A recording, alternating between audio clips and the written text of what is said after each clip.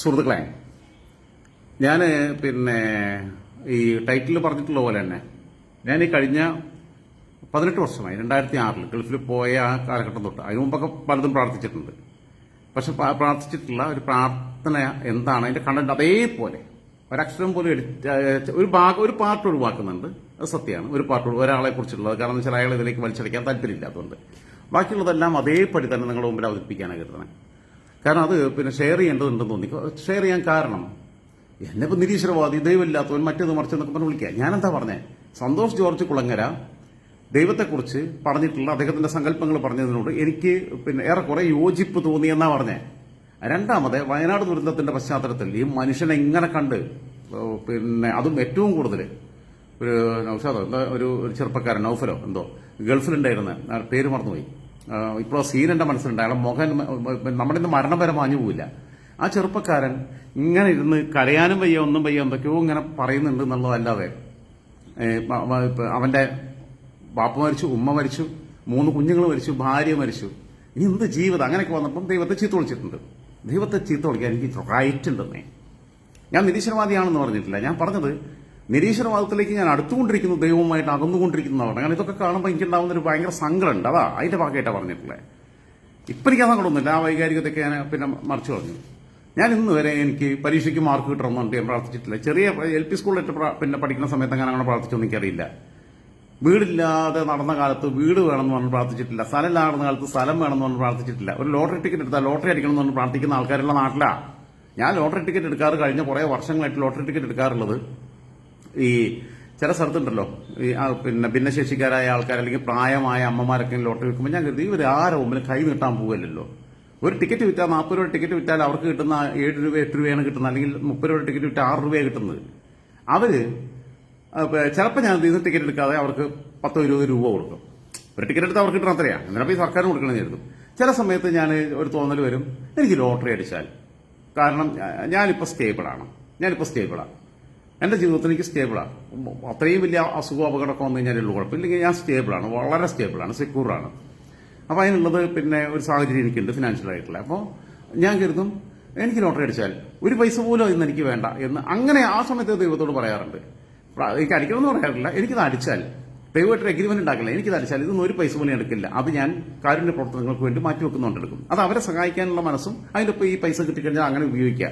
അല്ലാതെ ആ സമയത്ത് അത് ആരെയും അറിയിക്കാതെ കൊണ്ടുപോയി ബാങ്കിൽ കൊണ്ടുപോയിടാനൊന്നും ഉദ്ദേശിച്ച ആളല്ലേ. തുറന്നു പറയാം, വേണമെങ്കിൽ വിശ്വസിച്ചാൽ മതി. എനിക്ക് സൗകര്യമൊന്നുമില്ല, ആൾക്കാരെ വിശ്വസിപ്പിക്കലൊന്നും എന്റെ പണിയല്ല. പിന്നെ പ്രാർത്ഥിച്ചിട്ടുള്ള ഒരു കാര്യം എന്നൊക്കെ പറഞ്ഞു കഴിഞ്ഞാൽ, ഞാൻ ഇത് പ്രാർത്ഥിച്ചിട്ടില്ല കേട്ടോ. ഞാൻ ദൈവത്തോട് അങ്ങനെ പറയും, ആ ഒരു ടിക്കറ്റ് എടുക്കുന്നതിന് മുമ്പേ പറയും, ഇതടിച്ചാൽ ഈ പൈസ ഞാൻ ഇത് മാറ്റിവെക്കും. ഞാൻ ഇന്ന് വരെ പള്ളിക്കോ അമ്പലത്തിനോ മോസ്കിനോ ചർച്ചിലോ മോസ്കിനോ അങ്ങനത്തെ മതപരമായ കാര്യങ്ങൾക്കോ ഒന്നും ഞാൻ അത്ര ആഘോഷങ്ങൾക്കോ ഒന്നും ഞാൻ അധികം കോൺട്രിബ്യൂട്ട് ചെയ്യാത്ത ഒരാളാണ്. ദൈവത്തിന് എന്തിനാ പൊൻകുരിശെന്ന് ചോദിച്ചാൽ വൈക്കം ബഷീറിന്റെ കഥയിലെ പൊൻകുരിശ് തോമയാണ് എനിക്ക് ഏറ്റവും വലിയ ഇഷ്ടപ്പെട്ട ആള്. പൊൻകുരിശ് പള്ളിയിൽ നിന്നെടുത്ത് മോഷ്ടിച്ചു. എന്തിനാ പൊൻകുരിശെന്ന് ചോദിച്ചിട്ടുണ്ട്. എന്റെ പ്രാർത്ഥനയ്ക്ക് വരാം, അതിന് മുമ്പ് ആമുഖം പറയാം ഞാൻ. ആ പൊൻകുരിശ് എന്തിനാന്ന് ചോദിച്ചത്, എന്തിനാ ദൈവത്തിന് പൊൻകുരിശ്, എന്തിനാ ഈ സ്വർണ്ണ മരങ്ങൾ, എന്തിനാണ് പടച്ചവന്റെ പേരിൽ പിരിവടത്തുന്നത്, ഈശ്വരന്റെ പേരിൽ പിരിവടത്തുന്നത്, എന്തിനാണ് യേശുവിന്റെ പേരിൽ പിരിവടത്തുന്നത്, അതിന്റെ ഒന്നും ആവശ്യമില്ല. അവർക്ക് ഇതിന്റെ ഒന്നും ആവശ്യമില്ല. ഇവന്മാർക്ക് ഇടയ്ക്കിരുന്ന് വെട്ടി തിന്നാനുള്ള സംവിധാനം അത് അതിന് വേണ്ടി ചെയ്യുന്നതാണ്. എല്ലാം സൃഷ്ടിച്ചു, സ്വർണ്ണം സൃഷ്ടിച്ച പുള്ളിക്കാണ് സ്വർണ്ണം കൊണ്ടേ കൊടുക്കുക. ആലോചിച്ചു. പിന്നെ എനിക്ക് ഞാൻ സ്കൂളിൽ പഠിക്കുന്ന കാലത്താണ് എന്റെ ഗ്രാൻഡ് മദർ അമ്മച്ചി മരിക്കുന്നത്. അമ്മച്ചി എന്നായിരുന്നു വിളിക്കുക, പപ്പയുടെ അമ്മ. അമ്മച്ചിയുമായിട്ട് ഞാൻ ഭയങ്കര അറ്റാച്ച്ഡ് ആയിരുന്നു, അപ്പച്ചനുമായിട്ട് അറ്റാച്ച്ഡ് ആയിരുന്നു. അവർക്ക് കൊച്ചുമക്കളിൽ ഏറ്റവും കൂടുതൽ അടുപ്പുണ്ടായിരുന്ന ആളെ ഞാനുമായിട്ടാ, വഴക്കുണ്ടാക്കിയിട്ടുള്ളൂ ഞാനുമായിട്ടാ. കൊച്ചുമക്കളും അത്രയും കൊച്ചുമക്കളിൽ ഏറ്റവും കൂടുതൽ. അപ്പം കാരണം ഞങ്ങൾ കൊച്ചുമക്കൾ എന്ന് പറഞ്ഞാൽ പപ്പയുടെ ജ്യേഷ്ഠന് 2 പേരുണ്ട്, പപ്പയുടെ മൂത്ത പെങ്ങൾക്ക് 2 പേരുണ്ട്, 4 ആയി. പപ്പയുടെ അനിയന് 3 പേരുണ്ട്, 7 ആയി. പപ്പയുടെ അനിയത്തിക്ക് ഒരാളുണ്ട്, 8 ആയി. ഞങ്ങൾ 3 പേരുണ്ട്, 11 ആയി. അതിൽ പക്ഷേ ഏറ്റവും കൂടുതൽ ഇവർ കാര്യങ്ങളൊക്കെ സംസാരിക്കാറുണ്ടായിരുന്നു എന്നോടാണ്.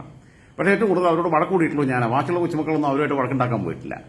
അപ്പോൾ അങ്ങനെ ഉണ്ടാകുമ്പോൾ ഞാൻ അമ്മച്ചി മരിച്ചപ്പോൾ എനിക്ക് ഭയങ്കര ഷോക്കായി പോയി. സ്കൂളിൽ പഠിക്കുക. അപ്പോൾ ഞാൻ അമ്മച്ചിയെ തിരിച്ചിട്ടണം എന്ന് പറഞ്ഞിട്ട് ഞാൻ വീട്ടിൽ നിന്ന് ഒരു നേരം ഭക്ഷണം ഒഴിവാക്കും. എന്നിട്ട് ഞാൻ പ്രാർത്ഥിക്കും, അവിടെ ഇവിടേക്ക് പോയിട്ട്. വീട്ടുകാർ കാണാൻ പാടില്ല, കാട്ടിൽ അവിടെ ഇവിടേക്ക് പോയിട്ട് പ്രാർത്ഥിക്കും. അമ്മച്ചിനെ എനിക്ക് തിരിച്ചിട്ടണം, ഒരു ദിവസത്തേക്കെങ്കിലും തിരിച്ചിട്ടണം എന്നൊക്കെ പറഞ്ഞിട്ട്. അത് അന്നത്തെ ചെറിയ കുഞ്ഞു ബുദ്ധിയില്ല. അതൊക്കെ കഴിഞ്ഞ് സ്കൂളിങ് കഴിയുമ്പോൾ നമ്മളിന്ന് മാറി, നമ്മളെ പ്രാർത്ഥനയുടെ സ്റ്റൈല് മാറി, അതിന്റെ പാറ്റേൺ മാറി, അതിന്റെ കണ്ടന്റ് മാറി, ഒക്കെ മാറിക്കഴിഞ്ഞു. പിന്നെ കുറേ കാലം അങ്ങനെ പ്രാർത്ഥിക്കാറൊന്നും ഉണ്ടായിരുന്നില്ല, ഒന്നുമില്ല. പള്ളിയിലൊക്കെ പോകുമ്പോൾ എല്ലാവരും കുരിശരിക്കും എപ്പോഴെങ്കിലും ഏതെങ്കിലും കാലത്ത് പോകുക, പള്ളിയിലും ഇതിലൊന്നും പോകാറുണ്ടായിരുന്നില്ല.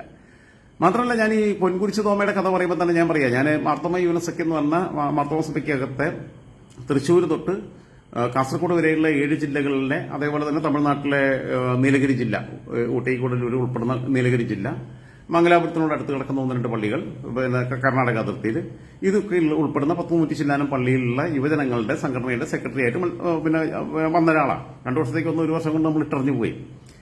അന്ന് ഞാൻ അതിന്റെ സെക്രട്ടറി, വൈസ് പ്രസിഡന്റായിട്ട് തെരഞ്ഞെടുക്കപ്പെട്ടത്. പ്രസിഡന്റ് ബിഷപ്പാണ്. അന്ന് ബിഷപ്പ് തോമസ് മാർ തിമോത്തിയോസ് എന്ന് പറയുന്ന മാർത്തോമ സഭയുടെ പിന്നെ അന്നത്തെ പിന്നെ എപ്പിസ്കോപ്പയാണ്. ഈ എപ്പിസ്കോപ്പ എന്നൊക്കെ പറഞ്ഞാൽ അങ്ങനെ കുറെ പ്രയോഗങ്ങളുണ്ട് ഇവർക്ക്. നമ്മൾ ലോക്കൽ സെക്രട്ടറി എന്നൊക്കെ പറയുന്ന മാതിരി, ഏരിയ സെക്രട്ടറി എന്നൊക്കെ പറയുന്ന മാതിരിയുള്ള സംഭവമാണ്. അപ്പോൾ അങ്ങനെ പ്രാന്തപ്രചാരക് എന്നൊക്കെ പറയുന്ന പോലെയുള്ള സംവിധാനമാണ്. അപ്പോൾ പുള്ളി അതിന്റെ അവിടുത്തെ KPCC സെക്രട്ടറി ആയിരുന്നു, അല്ല സോറി, പിന്നെ എപ്പിസ്കോപ്പയായിരുന്നു. അത് നമ്മുടെ നരിക്കുനിക്കടുത്താണ് അതിന്റെ കേന്ദ്രം, കോഴിക്കോട് ജില്ലയിലെ ബിഷപ്പ് ഹൗസ് ഒക്കെ അവിടെയാണ്. അപ്പോൾ പുള്ളി പ്രസിഡന്റ്, ഞാൻ സെക്രട്ടറി. നമ്മളൊരു ഇലക്ഷനിലൂടെയാണ് വരുന്നത്. വൈസ് പ്രസിഡന്റ് ആയിരുന്നത് ഒരു ഷിബുവച്ചൻ. ഷിബുവച്ചന്റെ ഫുൾ പേര് ഇപ്പം എനിക്ക് കിട്ടുന്നില്ല. വർഷത്രയില് 2003 21 വർഷം മുമ്പാണ്. അങ്ങനെ വന്ന് ഈ പ്രോഗ്രാം നടത്തുമ്പോൾ ഇടയ്ക്ക് ഒരു തീരുമാനം എടുത്തു. ഈ ബിഷപ്പായിട്ട് 10 കൊല്ലമായി അത്ര. പുള്ളി പള്ളിയിലച്ഛനായിരുന്നു, കോളേജ് അധ്യാപകനായിരുന്നു, പിന്നെ വൈദികനാവുമ്പോൾ അത് കഴിഞ്ഞിട്ട് പുള്ളി ബിഷപ്പായി കഴിഞ്ഞാൽ പിന്നെ അറിയാലോ, ബിഷപ്പ് എന്ന് പറഞ്ഞാൽ വലിയ പദവിയാണോ അവർക്ക്. അപ്പൊ അതില് പിന്നെ എല്ലാ സഭകളിലും അങ്ങനെ തന്നെയാണ്. മൂപ്പര് വന്നിട്ട് മൂപ്പർക്ക് 10 വർഷം ഈ എപ്പിസ്കോപ്പയായതിന്റെ, ബിഷപ്പായതിന്റെ 10ാം വാർഷികം, ദശവാർഷിക ആഘോഷം നടത്താൻ വേണ്ടി തീരുമാനിച്ചു. കോഴിക്കോട് സെന്റ് പോൾസ് പള്ളിയിലാണ്, വലിയ പള്ളിയാ കോഴിക്കോട് സെന്റ് പോൾസ് പള്ളിയിൽ. അപ്പൊ നമ്മളിങ്ങനെ ചെന്നപ്പം, പരിപാടിക്ക് ചെന്നപ്പം എന്നോട് ശിബുവച്ചൻ വന്നിട്ട് പറഞ്ഞു, രാജാ എല്ലാവരും ഓരോ ഗിഫ്റ്റ് കൊണ്ടുവന്നിട്ടുണ്ട്, നമ്മൾ ഗിഫ്റ്റ് അറേഞ്ച് ചെയ്തിട്ടില്ല. തലേന്ന് അച്ഛനോട് വിളിച്ചു പറയത്, ഗിഫ്റ്റ് അറേഞ്ച് ചെയ്തിട്ടില്ല, എല്ലാവരും ഗിഫ്റ്റ് ചെയ്തു. അപ്പൊ എന്തൊക്കെ ചെയ്തിട്ടില്ല? അപ്പൊ എന്നോട് പറഞ്ഞാൽ സേവികാ സംഘം, പെണ്ണുങ്ങളുടെ ഒരു കൂട്ടുണ്ട് നമ്മളെ അയൽക്കൂട്ടം പോലെ സഭയ്ക്കകത്ത്, പെണ്ണുങ്ങളുടെ സേവികാ സംഘം. സേവനമൊന്നുമില്ല അതിനകത്ത്, സേവിക്കുന്നവർ കുറച്ച് പേരെയുള്ളൂ. ഒരു 20% സേവിക്കും, ബാക്കി 80% നാട്ടിലുള്ള പരദൂഷണം എല്ലാം തമ്മിലിരുന്ന് പറഞ്ഞുകൊണ്ടിരിക്കും. പിന്നെ ഈ സൺഡേ സ്കൂൾ സമാജം എന്ന് പറഞ്ഞിട്ടുണ്ട്. അതിൽ സൺഡേ സ്കൂൾ അധ്യാപകരുടെ കൂട്ടായ്മ, അവർ വലിയ കുഴപ്പക്കാരൊന്നുമല്ല. പിന്നെ സന്നദ്ധ സുവിശേഷക സംഘം, അതിനകത്ത് കുറെ ആത്മാർത്ഥമായിട്ട് നിൽക്കുന്ന കുറെ പേരുണ്ട്. പക്ഷെ കുറച്ചെണ്ണം വടക്കായിട്ട് നിൽക്കുന്നവരുണ്ട്, അതൊക്കെ കച്ചവടമാക്കിയിട്ടും പിന്നെ ഇമേജ് ബിൽഡിങ്ങിനും വേണ്ടി ഉപയോഗിക്കുന്നവരും. വലിയ ഈ ചർച്ച് പൊളിറ്റിക്സ് എന്ന് പറഞ്ഞാൽ വളരെ വൃത്തിയിട്ട പൊളിറ്റിക്സ്, നമ്മുടെ മറ്റു രാഷ്ട്രീയത്തെക്കാൾ ഭയങ്കര അപകടകരമായിട്ടുള്ള സാധനമാണ് ചർച്ച് പൊളിറ്റിക്സ്. അതുകൊണ്ട് അടുത്തിട്ട് ഞാൻ വിട്ടുപോയത്. അതിന്റെ സ്ട്രക്ചറിനകത്തൊക്കെ നടക്കുന്ന പലത്ത് കൊള്ളരുതായ്മ കണ്ടാൽ നമുക്ക് സഹിക്കൂല, അതുകൊണ്ടാണ്. അങ്ങനെ ഇയാൾക്ക് 10ാം വാർഷികത്തിന് ആഘോഷിക്കാൻ വേണ്ടി നിന്നപ്പം എനിക്കിപ്പോൾ ഓർമ്മയുണ്ട്, 2003 ഒക്ടോബർ 2-ാം തീയതിയാണ്. ഞാൻ അച്ഛനോട് പറഞ്ഞു, അച്ഛാ അപ്പൊ ആരൊക്കെ കൊടുക്കണം? അപ്പൊ എന്നോട് പറഞ്ഞ് സേവികാ സംഘം, പിന്നെന്തോ അംശവടി എന്നൊക്കെ പറഞ്ഞിട്ട് സാധനമുണ്ട്, അതൊരു ദണ്ടുപോലുള്ള സാധനമൊക്കെ എന്തോ ഉണ്ട്. അപ്പോൾ അതിന് സ്വർണം പൂശി കൊടുക്കുക പുതിയത്. ഇത് ചെങ്കോലാണ്, രാജാക്കന്മാരെ ചെങ്കോലിന്റെ സിംബോളിക് ആയിട്ടുള്ള സാധനമാണ്. പിന്നെ ഉള്ളത് ഈ പിന്നെ സ്വർണം മാല വേറെ ഏതോ പിന്നെ സംഘം കൊടുക്കുക. ഞാൻ പറഞ്ഞ അച്ഛൻ നമ്മളൊന്നും ചെയ്യണ്ട, എനിക്കൊരു അഭിപ്രായമുണ്ട്. തൃശ്ശൂർ മാർത്തോമ സഭയുടെ നേതൃത്വത്തിൽ രവിവർമ്മ മന്ദിരം എന്ന് പറഞ്ഞ് പ്രായം ചെന്ന പിന്നെ വെല്ലുമാര്, അതായത് പ്രായം ചെന്ന ആൾക്കാരെ, അഗതികളായിട്ടുള്ള ആൾക്കാരെ, മക്കൾ നോക്കാത്തവരെ സംരക്ഷിക്കുന്ന ഒരു കേന്ദ്രമാണ്. ഞാൻ അവിടെ പോയിട്ടുണ്ട്. ഞങ്ങളുടെ പള്ളിയിലുള്ള ആൾക്കാരെയും കൊണ്ട്, യുവജനങ്ങളെയും കൊണ്ട് ഒരു ടൂർ പോയപ്പോൾ, ആതിരപ്പള്ളി വാഴശാലിക്ക് ടൂർ പോയപ്പോൾ നമ്മൾ അങ്ങോട്ടാണ് കൊണ്ടുപോയത് ആദ്യം വരെ. കാരണം ഇതൊന്നും കണ്ടിട്ടില്ലാത്ത സമ്പന്നരായിട്ടുള്ള ആൾക്കാരെ മക്കളാണ് ഞങ്ങളെ അവിടെ ഉള്ള എല്ലാവരും ഉള്ളത്. അപ്പം പിന്നെ പ്രായമുള്ളവരുണ്ടായിരുന്നു. ഞങ്ങളൊരു ബസ് വിളിച്ചിട്ടാണ് പോകുന്നത്. ആദ്യം കൊണ്ടുപോയത് ഇവിടെയാണ്. ജീവിതത്തിന്റെ റിയാലിറ്റി അവർക്ക് മനസ്സിലാക്കണം എന്ന് ആഗ്രഹിച്ചിട്ടാണ് അങ്ങനെ കൊണ്ടുപോയത്. രവിവർമ്മ മന്ദിരത്തിൽ പോകുന്ന അവർക്കൊന്നും ഒരു സ്നേഹം എന്നറിയാം നമ്മളെ കാണുമ്പോൾ. ആരുമില്ല അവരെ തെരഞ്ഞു വരാൻ, കുടുംബങ്ങളൊന്നും. ഞാൻ പറഞ്ഞു രവിവർമ്മ മന്ദിരത്തിലെ നമ്മൾ ഇയാൾക്കുള്ള പിന്നെ ഇയാളൊന്നുമല്ല, ഞാനപ്പോൾ പറഞ്ഞപ്പോൾ ബിഷപ്പ് തന്നെ പറഞ്ഞു, തിരുമേനി എന്നുള്ള വാക്ക് ഞാൻ ബോധപൂർവ്വം ഉപയോഗിക്കാറില്ല. അത് പിന്നെ ഉപയോഗിക്കാൻ തോന്നിയിട്ടുള്ള ക്രിസ്തോസത്തെ കുറിച്ച് പറയും മാത്രം, ഈ സ്വർണ്ണനാവുള്ള ബിഷപ്പ്. അപ്പം ഞാൻ പറഞ്ഞു, പിന്നെ അച്ഛാ നമുക്ക് രവിവർമ്മ മന്ദിരത്തിൽ നാളെ അവിടെയുള്ള നമ്മളുടെ സഹോദരങ്ങൾക്ക് ഉച്ചയ്ക്കത്തെ ഭക്ഷണം നമുക്ക് സ്പോൺസർ ചെയ്താലെന്ന് വെച്ചു. അപ്പൊ അന്ന് ഇമെയിൽ സംവിധാനം ഒന്നും ആയിട്ടില്ല, ഫാക്സും കാര്യങ്ങളൊക്കെ ഉള്ളൂ. പെട്ടെന്ന് പുള്ളി അച്ഛനെ ഈപ്പൻ ചെറിയാൻ എന്ന് പറയുന്ന തൃശ്ശൂർ പള്ളിയിലെ മാർത്തോമ സഭയുടെ വികാരിയായിരുന്ന ഈപ്പൻ ചെറിയാൻ അച്ഛനാണ് ഇതിന്റെ ചുമതലയുള്ളത്, രവിവർമ്മ മന്ദിരത്തിന്റെ. ഷിബു അച്ഛൻ പുള്ളിയെ വിളിച്ചിട്ട് പൈസ അയക്കാൻ അന്ന് ഈ നെറ്റ് ബാങ്കിങ്ങോ ബാക്കിയുള്ള സംവിധാനങ്ങളൊന്നും ഇല്ലല്ലോ, അതൊന്നുമില്ല, പെട്ടെന്ന് നടക്കില്ല. അച്ഛനോട് പറഞ്ഞു, പിന്നെ പൈസ അടുത്ത ദിവസം ഞാൻ എത്തിക്കാം. അച്ഛൻ പറഞ്ഞു പൈസ അടുത്ത ദിവസം ഞാൻ എത്തിക്കാം, നാളെ ഉച്ചയ്ക്കത്തെ അവിടുത്തെ അവർക്കുള്ള മൊത്തം ഭക്ഷണം സ്പോൺസർ ചെയ്യുന്നു, യുഎൻഎസ്ഒക്കെയാണ്, അതിന്റെ പൈസ എത്രയാണെന്ന് വെച്ചാൽ അച്ഛൻ അതിന്റെ റെസിപ്റ്റ് ആക്കുന്ന അയച്ചു തരണം എന്ന് പറഞ്ഞു, ഫാക്സ് ചെയ്യണമെന്ന് പറഞ്ഞു. അത് ഈ ഭദ്രാസനത്തിന്റെ ഈ ബിഷപ്പിന്റെ അരമന ഹൗസും അരമന എന്നൊക്കെ പറയുന്ന ബിഷപ്പ് ഹൗസ് എന്ന് പറയുന്ന അവിടെ പിന്നെ ഈ ഫാക്സ് സംവിധാനമുണ്ട്. ഫാക്സ് അയച്ചു, പ്രിന്റ് എടുത്തു, ഇത് ഞങ്ങൾ കവറിലാക്കി. പിറ്റേന്ന് പരിപാടി ഇറക്കുക. ഇവര് സ്വർണ്ണമാല കൊടുക്കുന്നു, സ്വർണ്ണദണ്ഡ് കൊടുക്കുന്നു, പുകഴ്ത്തി പറയുന്നു. പിന്നെ കേട്ടതൊന്നും പിന്നെ ഇങ്ങനെയാണ് ഏറ്റവും വലിയ ഡേവിഡ് ഡാനിയൽ അച്ഛൻ എന്ന് പറയുന്ന അച്ഛനായിരുന്നു അന്ന് അതിന്റെ പിന്നെ പുള്ളിയുടെ ഇതിന്റെ കോർഡിനേറ്റർ. ആള് വാവാ. പക്ഷെ ഈ സൂചിപ്പിച്ചു കഴിഞ്ഞാൽ ഇവർക്ക് എന്താ വെച്ചാൽ വല്ല UK US ഓസ്ട്രേലിയയിലേക്കോ കാനഡയിലേക്കോ ഒക്കെ പോസ്റ്റിംഗ് കിട്ടും. 3 വർഷത്തെ പിന്നെ പോസ്റ്റിംഗ് വിദേശ രാജ്യങ്ങളിൽ, അങ്ങനെ യൂറോപ്യൻ രാജ്യങ്ങളിൽ കിട്ടിക്കഴിഞ്ഞാൽ തിരിച്ചു വരുമ്പോൾ 2 തലമുറയ്ക്ക് ജീവിക്കാനുള്ള പൈസയും കൊണ്ടുവരാം. കാരണം അവിടെ പൈസക്കാരല്ലേ. അവർ $100 വെച്ച് എല്ലാവരും, അല്ലെങ്കിൽ $500 വെച്ച് എല്ലാവരും പോക്കറ്റിലിട്ട് കൊടുത്തു കഴിഞ്ഞാൽ അതല്ലേ ആയി. $100 എന്ന് പറഞ്ഞാൽ എത്രയായി? 7,000 രൂപയായി. 7,200 രൂപയായി. അപ്പൊ അങ്ങനെ പിന്നെ 1,500 ഫാമിലിയുള്ള ഇതിലാണെന്നുണ്ടെങ്കിൽ ഒരു $500 ഒക്കെ വെച്ചായി കൊടുക്കുന്നവരുണ്ട്, $1,000 വെച്ച് കൊടുക്കുന്നവരുണ്ട്. കാരണം അവർ വിചാരിച്ച് ദൈവദാസന്മാരാണ്, അവർക്ക് കൊടുത്താൽ പുണ്യം കിട്ടും. ഞാനങ്ങനെ കൊടുക്കാറില്ല. വേറെ കാര്യം, ആവശ്യമുള്ള കാര്യങ്ങൾക്ക് ചാരിറ്റിക്കകത്ത് എനിക്ക് കൊണ്ട് ഇടപെടാൻ പറ്റുന്ന എല്ലാ കാലത്തും ചെയ്തിട്ടുണ്ട്. അത് പള്ളി മുഖേന, അമ്പലം മുഖേനയും മോസ്ക് മുഖേനയും കൊടുക്കേണ്ട സാധനമാണെന്ന് എനിക്ക് തോന്നിയിട്ടുമില്ല ഒരു കാലത്തും. അത്യാവശ്യം അവരുടെ എന്തെങ്കിലും ഇന്നോവേഷൻ പിന്നെ അങ്ങനെയുള്ള കാര്യങ്ങളൊക്കെ ഉണ്ടെങ്കിൽ, എന്തെങ്കിലും പാച്ച് വർക്കും ഒക്കെ ഉണ്ടെന്നുണ്ടെങ്കിൽ അതിനൊക്കെ വേണ്ട എല്ലാവരും ചെയ്യുന്ന പോലെ നമ്മൾ ചെയ്തിട്ടുണ്ട്. നമ്മൾ നിൽക്കുമ്പോൾ ചത്താ പോലും എന്നെ പള്ളി കൊണ്ടേ കുടിച്ചിട്ടുണ്ടെന്നുള്ള അഭിപ്രായക്കാരനാണ് ഞാൻ. അപ്പൊ എന്നെ നിരീക്ഷണവാദി എന്ന് പറഞ്ഞുകൊണ്ട് ഞാനിത് പറയണേ. ഞാൻ എന്റെ പ്രാർത്ഥനയിലേക്ക് തിരിച്ചു വരാം. ഞാൻ അതിൽ കയറി. ഞാനന്ന് തുടങ്ങിയത് തന്നെ എനിക്ക് ഓർമ്മയുണ്ട്. 10 വർഷം, ഇയാൾക്ക് 10ാം വാർഷികയാണ്. ക്രിസ്മോസ് തിരുമേനിക്ക് അന്ന്, തിരുമേനി എന്നുള്ള വാക്ക് നിങ്ങൾക്ക് മനസ്സിലാക്കാൻ വേണ്ടി പറഞ്ഞതാണ്. അദ്ദേഹത്തെ എങ്ങനെയാണല്ലോ ആൾക്കാർ വിളിക്കുന്നത്. അദ്ദേഹത്തിന് 50 വർഷം കഴിഞ്ഞിട്ടുണ്ടെന്ന് ഈ ബിഷപ്പായിട്ട്. ഞാനന്ന് പറഞ്ഞത് ഒക്ടോബർ 2-ാം തീയതി ആയതുകൊണ്ട് ഞാൻ പറഞ്ഞു, ഗാന്ധി ജയന്തി ദിനാ. ഞാൻ പറഞ്ഞു, ലോകമാനവികതയ്ക്ക് ഇന്ത്യൻ ഉപഭൂഖണ്ഡത്തിന്റെ എക്കാലത്തെയും ഏറ്റവും വലിയ സംഭാവനയായിരുന്ന ഒരു മഹാനായ മനുഷ്യന്റെ ഓർമ്മദിനത്തിലാണ് നമ്മുടെ ഈ ചടങ്ങ് സംഘടിപ്പിക്കുന്നതെന്ന്, ഈ ചടങ്ങിന്റെ മഹത്വത്തിന് മാറ്റുകൂട്ടുന്നു എന്ന് പറഞ്ഞുകൊണ്ട് തുടങ്ങിയിട്ട് ഞാൻ പറഞ്ഞു, ഈ പിന്നെ വൈദികരായും ബിഷപ്പായും അരനൂറ്റാണ്ട് പിന്നിട്ട ആളുകൾ ഇന്ന് ജീവിച്ചിരിക്കെ ഈ ദശവാർഷികാഘോഷം നടത്തേണ്ടതാണോ എന്ന കാര്യത്തിൽ എനിക്ക് ഇപ്പോൾ സംശയം ബാക്കിയുണ്ട്.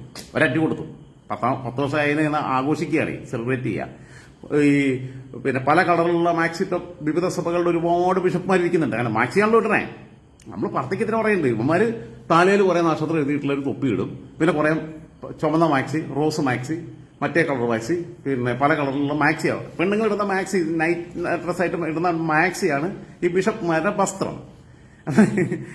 രാത്രി ആയവന്മാരിൽ ചിലരത് ഊരും. ഇപ്പൊ പിന്നെ മാധ്യമസഭയിലൊക്കെ പിന്നെ അച്ഛന്മാർക്കൊക്കെ ഇപ്പൊ ജീൻസ് ഇട്ട് ഒക്കെ പോകാം. പണ്ട് സിനിമയ്ക്ക് പോകാൻ പറ്റില്ലായിരുന്നു അച്ഛന്മാർക്ക്. നമ്മൾ മുസ്ലിം സമുദായത്തിലെ യാഥാസ്ഥിതയെ കുറിച്ചൊക്കെ പറയുന്ന പോലെ തന്നെ ക്രിസ്ത്യൻ സഭയ്ക്കകത്തുണ്ടായിരുന്നു അച്ഛന്മാർക്ക് സിനിമ കാണാൻ പാടില്ല. മുസ്ലിം സമുദായത്തിൽ ഇപ്പോൾ ഉസ്താദന്മാർക്ക് കാണാൻ പാടില്ല. പിന്നെ ഇപ്പൊ എല്ലാം ഫോണിലിടുന്ന സിനിമയല്ല, പോൺ വീഡിയോ ആണല്ലോ. പിന്നെ ഫോണിൽ കുഴപ്പമൊന്നുമില്ല, ആരും അറിയില്ലല്ലോ. സിനിമ കാണാൻ പറ്റില്ല. അങ്ങനെ സെമിനാറിലൊക്കെ പഠിക്കുന്നവർ മധുരയാടി പോയി പിന്നെ സിനിമ കണ്ടിട്ടുള്ള കഥകളൊക്കെ ചില അച്ഛന്മാരോട് പറഞ്ഞിട്ടുണ്ട്. വ്യക്തിപരമായി പേഴ്സണലായിട്ട് എന്നെ വിശ്വാസമുണ്ട്. അതുകൊണ്ട് ആരെ പേര് പറയുന്നില്ല. ഇന്ന് ഞാൻ പറഞ്ഞു, ഞങ്ങൾക്ക് നൽകാൻ ഇവിടെ സേവികാ സംഘം കൊടുത്തതുപോലെ, സന്നദ്ധ സുവിശേഷ സംഘം കൊടുത്തതുപോലെ, സൺഡേ സ്കൂൾ സമാജം കൊടുത്തതുപോലെ ഞങ്ങൾക്ക് നൽകാൻ തിളക്കമുള്ള, പിന്നെ അച്ഛന്മാരുടെ ക്ലർജി, അച്ഛന്മാരുടെ വിങ്ങും വിലപിടിപ്പുള്ള സമ്മാനം കൊടുത്ത് ഞങ്ങൾക്ക് നൽകാൻ തിളക്കമുള്ളതോ നിറമുള്ളതോ ആയ ഒന്നും ഞങ്ങൾക്കില്ല. അതിന് പകരം ഇന്ന്, കാരണം അന്ന് അവിടെ ഭയങ്കര വിഭവസമൃദ്ധമായ ലഞ്ചായിരുന്നു. ചിക്കനും മട്ടണും എല്ലാം ഉണ്ടായിരുന്നു, മീനും എല്ലാം വേണ്ട പോലെ ബൊഫേ സ്റ്റൈലായിരുന്നു. നമ്മൾ ഇന്നിവിടെ വിഭവസമൃദ്ധമായ ഭക്ഷണം കഴിക്കുമ്പോൾ അങ്ങ് ദൂരെ തൃശ്ശൂരിൽ രവിവർമ്മ മന്ദിരത്തിൽ ആരോരുമില്ലാത്ത അനാഥരായ നമ്മുടെ സഹോദരങ്ങൾക്ക് ഇന്ന് ഉച്ചക്കത്തെ ഭക്ഷണം സ്പോൺസർ ചെയ്തത് മാർത്തോമ യുവന സഖ്യമാണ് എന്ന് പറഞ്ഞിട്ട് അതിന്റെ അവിടെ പിന്നെ കൊടുത്ത പൈസയുടെ റെസീറ്റ് ഞങ്ങളുടെ സ്നേഹോപകാരമായി ബഹുമാന്യായ ബിഷപ്പിന് നൽകുന്നു എന്ന് പറഞ്ഞിട്ട് ഒരു എൻവലപ്പിനകത്ത് ഈ സാധനം ഇട്ടിട്ടാണ് കൊടുത്തു. ഇത് ചെയ്തിട്ടില്ല പറയാം. അന്നും നമുക്ക് വിപ്ലവബോധമൊക്കെ ഉണ്ട്. സഭയ്ക്കകത്ത് നിന്നാണ് കളിച്ചത്. അതൊക്കെ ചെയ്തിട്ടുണ്ട്. അങ്ങേർക്ക് അതുകൊണ്ട് തന്നെ വലിയ ഇഷ്ടമൊന്നുമില്ലായിരുന്നു. അങ്ങേർക്ക് വല്ല സ്വർണം കിട്ടിക്കഴിഞ്ഞാൽ അത് പിന്നെ വല്ല അമ്മാവന്റെ മക്കൾക്കോ ബാക്കിയുള്ളവർക്ക് കൊടുക്കാമല്ലോ. അപ്പം അതിന് നമ്മൾ നിന്നില്ല. നമുക്ക് ഏറ്റവും മനസ്സിൽ തട്ടിയ കാര്യമാണ് നമ്മൾ ചെയ്തിട്ടുള്ളത്. ഇനി വിഷയത്തിലേക്ക് വരാം. അത് കഴിഞ്ഞിട്ട് എന്നോട് ഈപ്പൻ ചെറിയാനച്ഛനൊക്കെ എന്നോട് കുറെ പണ്ടുണ്ട്, ശുഭേച്ചനൊക്കെ, നീ ബിഡിക്ക് പോകണം. ബിഡി എന്ന് പറഞ്ഞാൽ വൈദികനാവാനുള്ള കോഴ്സാണ്, പോണം, ജീവിതം സെക്യൂറാണ്. എന്റെ കയ്യിലിപ്പോൾ എനിക്കല്ലേ അറിയുള്ളൂ, എനിക്ക് അതിനൊന്നും പറ്റിയ ആളല്ല എന്നുള്ളത് എനിക്കറിയാം. അപ്പോൾ അതുകൊണ്ട് ഞാൻ അതിന് പോയിട്ടില്ല. ഇനി എന്റെ പ്രാർത്ഥനയിലേക്ക് വരാം. ഞാൻ എല്ലാ ദിവസവും പ്രാർത്ഥിക്കാറുണ്ട്. അതിന് സാക്ഷി എന്ന് പറഞ്ഞാൽ എന്റെ പ്രാർത്ഥന ആകെ നേരിട്ട് കണ്ടിട്ടുള്ളത് എന്റെ മുൻ ഭാര്യ മാത്രമാണ്. വേറൊരാളുടെ മുമ്പിൽ ഞാൻ പ്രാർത്ഥിച്ചാലും കണ്ടിട്ടുണ്ടാവില്ല. പള്ളിയിലൊക്കെ പോകുമ്പോൾ എല്ലാവരും കുരിശിരിക്കുമ്പോൾ ഇങ്ങനെ കുരിശൊക്കെ വരയ്ക്കും എന്നുള്ളതല്ലാതെ അങ്ങനെ ചുണ്ടനക്കും എന്നൊക്കെ ഉള്ളത്. അല്ലാതെ ഇവർ പറയണമെന്ന് എനിക്ക് ചൊല്ലാൻ അറിയില്ല. നമസ്കാരക്രമം എന്നൊക്കെ പറഞ്ഞ പുസ്തകമൊക്കെ ഉണ്ട്. ഈ പുസ്തകമൊക്കെ വെച്ചിട്ട് ഞാൻ അങ്ങനെ നോക്കാറൊന്നുമില്ല. പക്ഷേ എനിക്കൊരു സ്പിരിച്വാലിറ്റിയിൽ ഞാൻ വളരെ ഹൈലി സ്പിരിച്വലാണ്, ഹൈലി പൊളിറ്റിക്കലാണ്. ഞാൻ CPM ഒരു പാർട്ടിയിലും പ്രവർത്തിക്കുന്നില്ല എന്നുണ്ടെങ്കിൽ ഞാൻ ഹൈലി പൊളിറ്റിക്കലാണ്. എനിക്ക് വിശ്വാസമുണ്ട്. നാട്ടുകാർ മാർക്ക് ഇടണമെന്നില്ല എന്നുള്ളതാണ്. എനിക്ക് എന്നെ ബോധ്യപ്പെടുത്താൻ കഴിയുന്നുണ്ട്. രാഷ്ട്രീയത്തിൽ ഞാൻ അത്രയും തീവ്രമായി രാഷ്ട്രീയക്കാരനാണ്. അതേപോലെ തന്നെ തീവ്രമായി ആത്മീയതയുള്ള ആളാണ്. ആ ആത്മീയത ഒരു ഫ്രെയിമിൻ്റെ ഉള്ളിൽ നിർത്താൻ ബുദ്ധിമുട്ടുണ്ട്. ഞാൻ പ്രാർത്ഥിക്കുന്ന ഒരു പ്രാർത്ഥന നിങ്ങളെ കേൾപ്പിക്കാം. നിങ്ങൾക്ക് ചിലപ്പോൾ എനിക്ക് വട്ടാണെന്ന് പറയായിരിക്കും. എനിക്ക് കുഴപ്പമില്ല. കാരണം ഇവർ ഞാൻ നിരീശ്വരവാദി എന്ന് പറഞ്ഞുകൊണ്ട് പറയാം. ഓക്കെ. ദൈവമേ, അവിടുന്ന് ലോകത്ത് അവശത അനുഭവിക്കുന്ന, ദുരിതങ്ങൾ അനുഭവിക്കുന്ന, സാമ്പത്തിക ക്ലേശങ്ങളാൽ പ്രയാസപ്പെടുന്ന, രോഗങ്ങളാൽ ബുദ്ധിമുട്ടുന്ന, ചൂഷണത്തിനും പീഡനത്തിനും ഇരയായിക്കൊണ്ടിരിക്കുന്ന, ഉറ്റവരുടെ വിയോഗത്താൽ വേദനിച്ചുകൊണ്ടിരിക്കുന്ന, മറ്റുള്ളവരുടെ മുമ്പിൽ അപമാനിക്കപ്പെട്ടുപോയി എന്ന് കരുതി ജീവൻ അവസാനിപ്പിക്കാൻ വരെ ആലോചിച്ചുകൊണ്ടിരിക്കുന്ന, മദ്യത്തിനും മയക്കുമരുന്നിനും അടിമകളായി തകർന്നുകൊണ്ടിരിക്കുന്ന, നിരാശ്രയരും നിരാലംബരും നിസ്സഹായരും അവശരുമായ കോടിക്കണക്കിന് ജനങ്ങളെയും കുടുംബങ്ങളെയും ഓർത്ത് പ്രാർത്ഥിക്കുന്നു. ദൈവമേ, അവിടുന്ന് അവർക്ക് സഹായകനായി, തുണയായി, ആശ്രയമായി, സംരക്ഷകനായി, അവരനുഭവിക്കുന്ന എല്ലാ പ്രയാസങ്ങളിൽ നിന്നും അവരെ മോചിപ്പിച്ച്, അവരുടെ കണ്ണുനീർ തുടച്ച്, അവരെ സുഖത്തിന്റെയും സ്വസ്ഥതയുടെയും സമാധാനത്തിന്റെയും ശാന്തിയുടെയും സന്തോഷത്തിന്റെയും പ്രതീക്ഷയുടെയും പ്രത്യാശയുടെയും നേരിന്റെയും സത്യത്തിന്റെയും നീതിയുടെയും നന്മയുടെയും സമൃദ്ധിയുടെയും എല്ലാം പാതയിലേക്ക് കൈപിടിച്ചു നിർത്തണമേ. ദൈവമേ, അവിടുന്ന് ഭൂമിയിൽ നിന്ന് തിന്മ നീക്കം ചെയ്യണമേ. തിന്മയുടെ ശക്തികൾക്ക് മാനസാന്തരവും പശ്ചാത്താപവും കുറ്റബോധവും നൽകണമേ. ഭൂമിയിൽ നന്മയുടെ ഒരു വസന്തം വിരിയിക്കണമേ. സമത്വത്തിന്റെയും സാഹോദര്യത്തിന്റെയും ഒരു സ്വർഗം പണിയണേ. അത് കഴിഞ്ഞിട്ട് പിന്നീട് എന്റെ പേഴ്സണൽ കാര്യങ്ങളിലേക്ക് വരും, സഹോദരിമാരിലേക്കാണ് വരുന്നത് പിന്നീടുള്ളത്. ഇത് പൊതുവിൽ പറഞ്ഞു. ദൈവമേ, അവിടുന്ന് എന്റെ സഹോദരിമാരെ ഓർത്ത് പ്രാർത്ഥിക്കുന്നു. അവർക്ക് മാതൃകാപരമായി, സന്തോഷകരമായി, സംതൃപ്തകരമായ നല്ലൊരു കുടുംബജീവിതം ജീവിക്കാൻ സഹായിക്കണമേ. ദാനമായി നൽകിയ കുഞ്ഞുങ്ങളെ അവിടുന്ന് സമൂഹത്തിന് മാതൃകയായി വളരാൻ സഹായിക്കണേ. പിന്നെ ഒരാളെക്കുറിച്ചുള്ള പ്രാർത്ഥനയുണ്ട്. അത് ഞാൻ ഇവിടെ പങ്കുവെക്കുന്നില്ല, അത് ഞാനിവിടെ ഷെയർ ചെയ്യുന്നില്ല. അത് ആ ആളെ ഇതിലേക്ക് പരാമർശിക്കാൻ, മെൻഷൻ ചെയ്യാൻ ഉദ്ദേശിക്കുന്നില്ല. അതുകൊണ്ട് പിന്നീട് എന്നിലേക്ക് വരുന്നത്, ദൈവമേ, അവിടുന്ന് എന്നിലൂടെ പ്രവർത്തിക്കണേ. അവിടുത്തെ ഇഷ്ടം എന്നിലൂടെ നടപ്പിലാക്കണേ. എന്റെ ചിന്തകളും പ്രവൃത്തികളും നിയന്ത്രിക്കണേ. എന്നിൽ നിന്നും നന്മ പുറപ്പെടുവിക്കണേ. തിന്മയിലേക്ക് പോകാനുള്ള എല്ലാ പ്രലോഭനങ്ങളെയും അതിജീവിക്കാനുള്ള ആത്മധൈര്യവും നിശ്ചയദാർഢ്യവും മനക്കരുത്ത് നൽകണമേ. എന്റെ ഓരോ വഴികളും അവിടുന്ന് മുൻകൂട്ടി നിശ്ചയിക്കണേ. എന്റെ ഓരോ ചുവടുകളും അവിടുന്ന് നിയന്ത്രിക്കണേ. സമൂഹത്തിന് മുമ്പിൽ മാതൃകയായി ജീവിക്കാൻ സഹായിക്കണേ. മറ്റുള്ളവരുടെ മുമ്പിൽ മാന്യനായി ജീവിക്കാൻ ആവശ്യമായ സാഹചര്യം ഒരുക്കണേ. പൈസ വേണമെന്ന് പറഞ്ഞിട്ടില്ല, മാന്യനായി ജീവിക്കാൻ ആവശ്യമായ സാഹചര്യം ഒരുക്കണം എന്ന് പറഞ്ഞു. എന്നിൽ തിന്മയിലേക്ക് പോകാനുള്ള പ്രലോഭനങ്ങളെ അതിജീവിക്കണം എന്ന് പറഞ്ഞു. എന്നിൽ നിന്ന് നന്മ പ്രവർത്തിക്കാൻ നിങ്ങൾ സഹായിക്കണം എന്നുള്ളതാണ് ദൈവത്തോട് പറഞ്ഞിട്ടുള്ളത്. ഒന്നുകൂടി ആ ഭാഗം, എന്നെക്കുറിച്ചിട്ടുള്ള ആ ഭാഗം ഒന്നും കൂടി ഞാനൊന്ന് കേൾപ്പിക്കാം. ദൈവമേ, അവിടുന്ന് എന്നിലൂടെ പ്രവർത്തിക്കണേ. അവിടുത്തെ ഇഷ്ടം എന്നിലൂടെ നടപ്പിലാക്കണേ. എന്റെ ചിന്തകളും പ്രവർത്തികളും നിയന്ത്രിക്കണേ. എന്നിൽ നിന്നും നന്മ പുറപ്പെടുവിക്കണേ. തിന്മയിലേക്ക് പോകാനുള്ള എല്ലാ പ്രലോഭനങ്ങളെയും അതിജീവിക്കാനുള്ള ആത്മധൈര്യവും നിശ്ചയദാർഢ്യവും മനക്കരുത്ത് നൽകണേ. എന്റെ ഓരോ വഴികളും അവിടുന്ന് മുൻകൂട്ടി നിശ്ചയിക്കണേ. എന്റെ ഓരോ ചൂടുകളും അവിടുന്ന് നിയന്ത്രിക്കണേ. സമൂഹത്തിന് മുമ്പിൽ മാതൃകയായി ജീവിക്കാൻ സഹായിക്കണേ. മറ്റുള്ളവരുടെ മുമ്പിൽ മാന്യനായി ജീവിക്കാൻ ആവശ്യമായ സാഹചര്യം ഒരുക്കണേ എന്ന് പറഞ്ഞു കഴിഞ്ഞാൽ അതിനർത്ഥം ഇങ്ങനെയാണ് പ്രാർത്ഥിക്കാറ്. ഇത് 2006 മുതൽ 18 വർഷമായി ഞാൻ പ്രാക്ടീസ് ചെയ്യുന്ന പ്രാർത്ഥനയാണ്. എല്ലാ ദിവസവും പ്രാർത്ഥിക്കുന്നതാണ്. ചിലപ്പോൾ രാവിലെ എഴുന്നേൽക്കുമ്പോൾ പ്രാർത്ഥിക്കുക, അല്ലെങ്കിൽ വൈകിട്ട് കിടക്കാൻ നേരത്ത് പ്രാർത്ഥിക്കുക. അങ്ങനെ ടൈമിംഗ് ഒന്നുമില്ല. ചിലപ്പോൾ വണ്ടി ഓടിച്ച് പോകുമ്പോൾ പ്രാർത്ഥിക്കും. അതുകൊണ്ടാണ് പറഞ്ഞത്, മുൻമാര് മാത്രമേ ഉള്ളതിന് ഒരു ഐ വിറ്റ്നസ് എന്ന് പറയുന്നത്. അവൾ ചിലപ്പോൾ എന്തെങ്കിലും പുറകിൽ നിന്ന് എന്തെങ്കിലും വർത്തമാനം പറയുമ്പോൾ ഞാൻ പറയായിരുന്നു വളരെ പ്രാർത്ഥിക്കാം. അവൾക്കറിയാം ചില സമയത്ത്. അപ്പോൾ ചിലപ്പോൾ അപ്പോഴാണ് പ്രാർത്ഥിക്കാൻ മൂട് വന്നു വണ്ടി ഓടിച്ച് പോകുമ്പോൾ. ചില സമയത്ത് ഗൾഫിലൊക്കെ ആകുമ്പോൾ ശരിക്കും അവളീ കൊന്ത മറ്റേത് കാര്യങ്ങളെല്ലാം ഇങ്ങനെ കൊണ്ടു കടന്ന് ഓരോന്ന് ചെയ്യും. കൊന്തയൊല്ലും ബാക്കിയുള്ളതൊക്കെ കുറച്ചുകൂടെ അന്ധവിശ്വാസത്തിന്റെ വഴിയിലേക്കാണ്. ഞങ്ങൾ തമ്മിൽ ആദ്യം കേസൊക്കെ കൊടുത്ത് പിരിയാനൊക്കെ നിന്ന് അങ്ങനെ അവരാ കേസ് കൊടുത്തു. അത് കഴിഞ്ഞിട്ട് പിരിയാതിരിക്കാൻ വേണ്ടിയിട്ട് ഇവള് പോയിട്ട് നേർച്ച നേർന്നിട്ട് വയനാട്ടിൽ ഏതോ പള്ളിയിൽ പോയിട്ട് ചൈന പ്രദർശനം നടത്തി. ക്രിസ്ത്യൻ പള്ളിയിൽ അവിടെ ഏതൊരു സിസ്റ്റർ സെലിൻ എന്ന് പറയാം, സെലിൻ സിസ്റ്ററോ ചെയ്തിട്ട് എന്നെ ഡിവോഴ്സ് നടക്കരുതെന്ന് പറഞ്ഞിട്ട്. അപ്പൊ അങ്ങനെ കുറച്ച് അന്ധവിശ്വാസമുണ്ട്. എനിക്ക് ആ സാധനങ്ങളൊന്നുമില്ല. എനിക്ക് അവിടുത്തെ മലയാറ്റൂർ പോയപ്പോൾ എനിക്ക് എന്റെ ബഹള കൊച്ചിനെ കുറിച്ച് ഭയങ്കര മതിപ്പാണ്. മലയാറ്റൂർ പോയപ്പോൾ ഇങ്ങനെ ഇത് തോമാശ്രീയെ ചവിട്ടിയ കല്ലാന്നൊക്കെ പറഞ്ഞ് കാണിച്ചു കഴിഞ്ഞപ്പം അളിയൻ നല്ല വിശ്വാസിയാണ്, അളിയൻ നല്ല മനുഷ്യനുമാണ്, അളിയൻ അത്രയും സ്നേഹമുള്ള ആളാണ്. അപ്പൊ അളിയൻ ഭയങ്കര എല്ലാ പോകുന്ന വഴിക്ക് എല്ലായിടത്തും ഉണ്ടല്ലോ ഓരോ കുരിശ്, അവിടെയൊക്കെ പ്രാർത്ഥിച്ച് പോവുക. ഞാൻ ചെറുക്കൻ എന്റെ കൂടെയാണ്. ചെറുക്കൻ അന്നിപ്പോ 2021 അന്ന് അവന് വയസ്സ് 8 വയസ്സേ ഉള്ളൂ. ഇവനോട് പറഞ്ഞ് അച്ചാച്ച തന്നെ വിളിക്കാൻ, അച്ചാച്ച മനുഷ്യന്റെ കാലിന് ഇത്രയും വലിപ്പം ഉണ്ടാവുമോ, ചുമ്മാ പറയുന്നല്ലേ, വെറുതെ അറിയണല്ലേ എന്ന് ചോദിച്ചു. ഞാൻ കരുതി കൊച്ചു തങ്ങാനും പറഞ്ഞു കഴിഞ്ഞാൽ ആളിയനും പെങ്ങളും കരുതും ഞാനാണ് കൊച്ചിനെ നിരീശ്വരവാദം പഠിപ്പിക്കാൻ പോയെന്ന് കരുതും. തെറ്റിദ്ധരിക്കും. മോനെ ചിലപ്പോൾ അന്നത്തെ കാലത്ത് ആൾക്കാരെ കാല് വലുതൊക്കെ ആയിരിക്കും എന്ന് പറഞ്ഞ് ഞാൻ വിലക്ക് കൊണ്ടുവന്നു.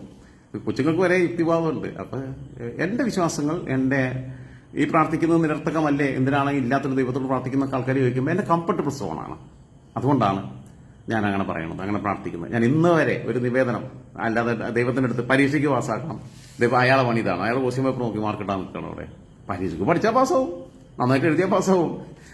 ലോകത്തുള്ള ഈ കോടിക്കണക്കിന് ആൾക്കാർ ഒരേ സമയം പറഞ്ഞിട്ട് മൂപ്പർക്ക് ഉറങ്ങാൻ നേരില്ല. നീ പകലാവുമ്പം ഈ ഇന്ത്യക്കാരനും ഏഷ്യക്കാരും മുഴുവൻ പ്രാർത്ഥിക്കും. എന്നാൽ രാത്രിയായി മൂപ്പര് ഉറങ്ങാൻ നേരുന്നു, അപ്പം ഈ അപ്പുറത്ത് പകലായല്ലോ, നേരം വെളുത്തല്ലോ. അമേരിക്കക്കാരനും കാനഡക്കാരനും ബാക്കിയുള്ളവരൊക്കെ പ്രാർത്ഥിക്കും. ഇയാൾക്ക് 24 മണിക്കൂർ ഉറക്കില്ല, സ്വസ്ഥതയില്ല. സത്യം പറഞ്ഞാൽ എനിക്ക് തോന്നുന്നു മൂപ്പരിപ്പോൾ ഏതെങ്കിലും ഇയർബട്ടൊക്കെ വെച്ച് അങ്ങനെയായിരിക്കും കിടന്നുറങ്ങണത് മൂപ്പര്. കാരണം വെച്ചാൽ മൂപ്പർക്ക് ഈ പ്രാർത്ഥന കേട്ടിട്ട് മടുക്കുണ്ടാവും. അപ്പോൾ എന്റെ പ്രാർത്ഥന ഒന്ന് പങ്കുവെച്ചു എന്ന് മാത്രമേ ഉള്ളൂ. ഞാൻ എന്തെങ്കിലും കാര്യങ്ങൾ വേറെ ചില കാര്യങ്ങൾ പറയണമെന്ന് എഴുതി നീണ്ടു പോകുന്നില്ല. അപ്പം എന്നെ പക്ക നിരീശ്വരവാദിയാവുന്നൊരു മോശപ്പെട്ട കാര്യമാണെന്നുള്ള അഭിപ്രായം എനിക്കില്ല. ദൈവവിശ്വാസിയാവുന്ന മോശപ്പെട്ട കാര്യമാണെന്ന് എനിക്ക് അഭിപ്രായമില്ല. ഞാൻ രണ്ട് കൂട്ടരെയും ഫോളോ ചെയ്യാറുണ്ട്, രണ്ട് കൂട്ടരിലെ നല്ല കാര്യങ്ങളെ കേൾക്കാറുണ്ട്. ഞാൻ പറഞ്ഞില്ല, വൈശാഖം തമ്പി നന്നായിട്ട് ഫോളോ ചെയ്യാറുണ്ട്, ഒക്കെ ഉണ്ട്. ജബ്ബാർ മാഷ് അടുത്ത ദിവസം കഴിഞ്ഞ 2 ആഴ്ച മുമ്പ് ഞാൻ പ്രസംഗം കേൾപ്പിച്ചു. നല്ല മതപ്രഭാഷണം നടത്തുന്ന ആളുകൾ ഏത് മതത്തിലേ ആവട്ടെ അതിനെ അംഗീകരിക്കാറുണ്ട്. അല്ലാതെ വെറുതെ കിടന്നിട്ട് എന്റെ മതം നല്ലത് മറ്റേ മതം മോശം എന്ന് പറഞ്ഞിട്ട് ഏത് മതക്കാരും പറഞ്ഞാലും അത് കേൾക്കാൻ നിൽക്കുന്നില്ല. അതിന് താല്പര്യമില്ല, അതിനോട് യോജിപ്പില്ല. അപ്പോൾ അവന്മാരെ വലിച്ച് കീറി അവന്റെ ദൈവത്തെ ഏറ്റവും കൂടുതൽ ചീത്ത പറയും. അങ്ങനെ വർഗീയത പറയുന്നുണ്ട്. വർഗീയത പറയുന്നതിനെതിരെ ഉള്ള ഏറ്റവും വലിയ ആയുധം എന്താ വെച്ചാൽ അവന്റെ അച്ഛനെയും അമ്മയും പറഞ്ഞാൽ, അവന്റെ പപ്പയും അമ്മയും പറഞ്ഞാൽ അവന് നോവില്ല.